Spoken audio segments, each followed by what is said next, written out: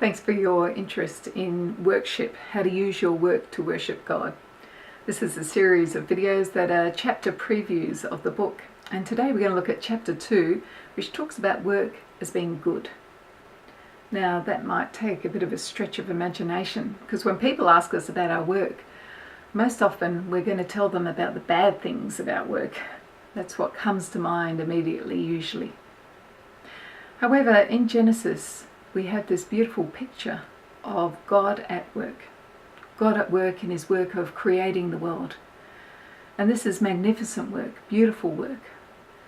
God creates something out of nothing, and he does it so powerfully, just with his words. And then when God surveys his work, he says repeatedly that it is good. And by the end he says it is very good.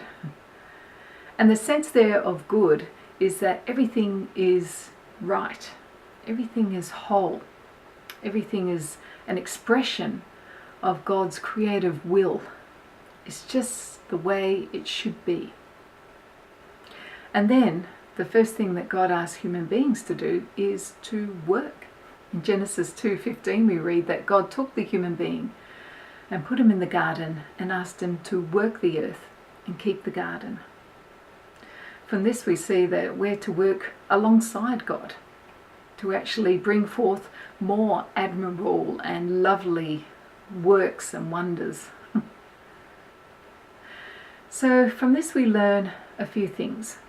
We learn that we're made in the image of a God who works and who does good work. That we know that God actually chooses us to work with him, and he chooses to work with us.